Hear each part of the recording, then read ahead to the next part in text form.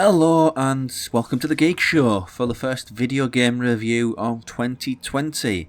Now before I get into it and explain what the game is, what I think of it, all that sort of reviewy stuff, please do subscribe and click that notification bell. To keep up to date with all the videos. It's incredibly important for small up and coming channels like us. It helps us really penetrate the world of YouTube.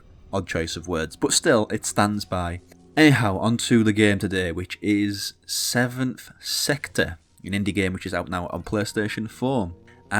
Usually at this point I'd say this is the story and this is what it's about, but the story is kind of not necessarily secondary, but it's not as integrated as it would be in another game, where as in any other game you play the game and the story is up front, it's one of the most immediate aspects of the game. Whereas this, it's kind of a supporting character. So from that, it changes the gameplay loop, because as the game starts, you are a spectre on a TV monitor, a staticky spectre on a TV monitor. Escaping from that monitor, you become a spark of electricity going through a wire, and you got to negotiate what the world throws at you, puzzles, enemies, whether that's machine gun wielding things, or lights that immediately kill you, or just a spark of different coloured light in the cable. But from that beginning, from that germ, you evolve and change form, incorporating things like a ball. You control a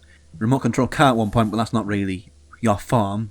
And you also become a spider-like machine guard thing, a flying head, and eventually a humanoid, which is very intriguing, sort of being able to empathise with the character.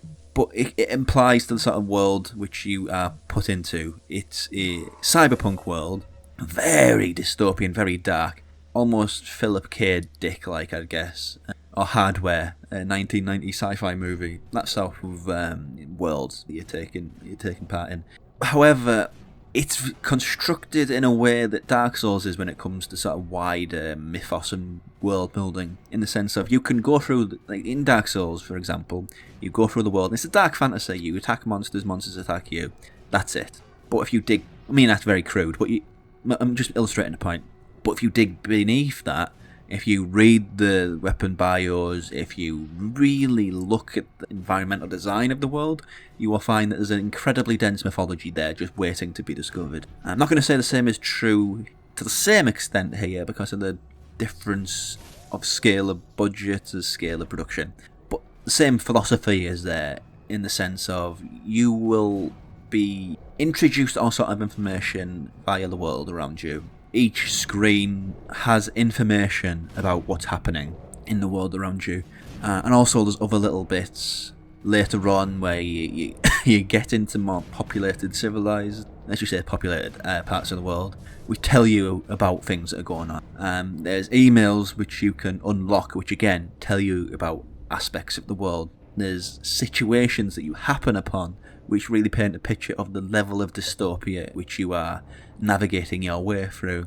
And also there's little bits like collectibles. There's a few type of collectibles, but like different playthroughs where you interact with things. It's one of these games where if you play it once, you got to play through it twice to see all of it, and if you do some things wrong on the first time, it'll make you play the game more, if that makes sense. I know it's kind of an abstract idea to just drop, but that's what it does. But one of the collectibles that you play through is these little boxes that say HD on them. You static shock them by holding X, and it'll unlock a picture which you look at in the options in the data file, and it'll show you a part of the world which isn't really shown in the gameplay or in the narrative.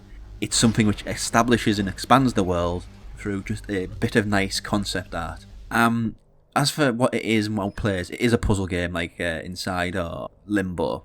However, I have a problem with them types of games. I don't really... let's just talk it out. It might not necessarily be a problem. It's completely lacking in exposition.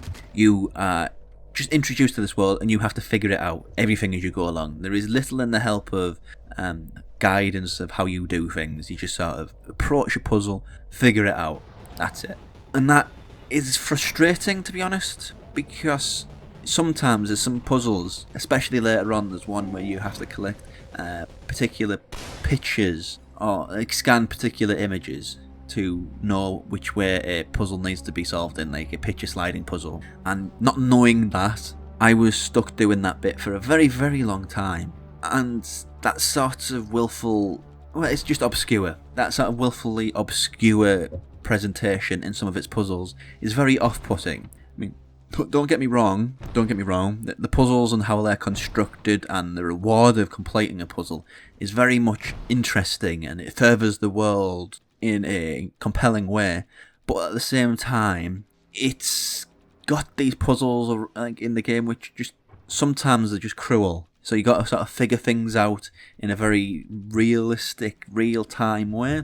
Maybe realistic's not the right word, but you see what I'm getting at. And that sort of doling out of information is awkward, personally speaking, but at the same time, I'm not really its target audience. So if you are approaching this as sort of a person who really wants to get invested in the world, if you're the sort of person who doesn't just check out the path most travelled, you check out every single path, Seventh Sector really is for you.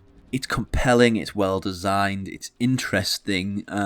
Not really one of a kind, it's kind of derivative, but to call this derivative, you basically got to call about a half plus of all indie games derivatives, so it's not really an issue on this game's head. But it's one of these games where if you aren't right for it, you will hate it, or you'll be incredibly frustrated by it. That's kind of the benefit of indie games, really. There's so many niches and it's been diversified so much. There's a game for everybody.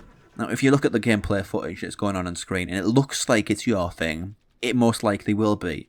But if you look at the footage that's going on screen now and it doesn't really click with you, I can almost guarantee that playing the game won't change that opinion. So, as far as 7th Sector, out now on PlayStation 4 and other consoles, it is very much a case of what you see is what you get, for better and worse.